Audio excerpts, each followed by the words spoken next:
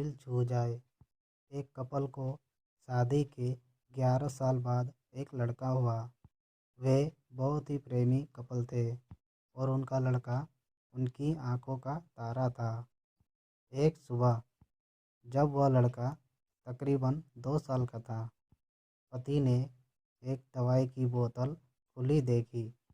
उसे काम पर जाने के लिए देरी हो रही थी, इसीलिए उसने अपनी पत्नी से उस बोतल को ढक्कन लगाने और अलमारी में रखने को कहा। लड़के की मम्मी रसोई घर में व्यस्त थी। वो ये बात पूरी तरह से भूल गई थी। लड़के ने वो बोतल देखी और खेलने के इरादे से उस बोतल की ओर गया। बोतल के कलर ने उसे मोह लिया था, इसीलिए उसने उसकी दवाई पूरी पी ली। उस दवाई की छोटे बच्चों को छोटी सी मात्रा भी जहरीली हो सकती थी।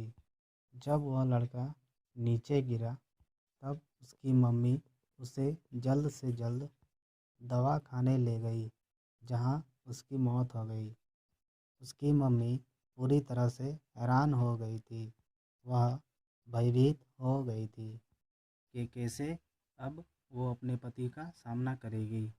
जब लड़के के परेशान पिता दवा खाने में आए तो उन्होंने अपने बेटों को मृत पाया और अपनी पत्नी को देखते हुए सिर्फ 4 शब्द कहे। पति ने सिर्फ इतना कहा, आई लव यू डार्लिंग। उसके पति का अनअपेक्षित व्यवहार आश्चर्यचकित करने वाला था।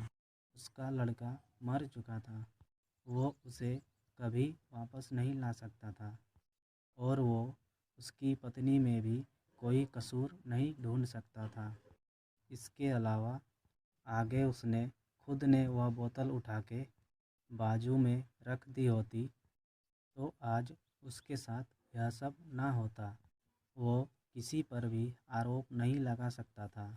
उसकी पत्नी ने भी उनका एकलौता बेटा खो दिया था।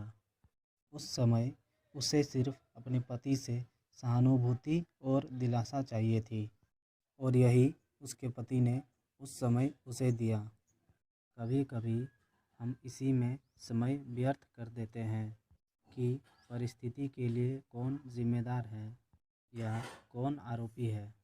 ये सब हमारे आपसी रिश्तों में होता है, जहाँ जॉब करते हैं वहाँ, या जिन लोगों को हम जानते हैं उस सभी के साथ होता है। और परिस्थिति के आवेश में आकर हम अपने रिश्तों को भूल जाते हैं और एक दूसरे का सहारा बनने के बजाय एक दूसरे पर आरोप लगाते हैं। कुछ भी हो जाए, हम उस व्यक्ति को कभी नहीं भूल सकते जिससे हम प्रेम करते हैं। इसलिए जीवन में जो आसान है उसे प्रेम करो। आपके पास अभी जो है उसे जमा करो और अपनी तकलीफ़ों को विचार कर करके बढ़ाने के बजाय उन्हें भूल जाओ।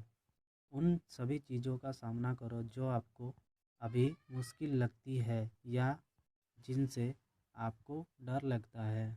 सामना करने के बाद आप देखेंगे कि वो चीज़ें उतनी मुश्किल नहीं है जितना कि आप पहले सोच रहे थे।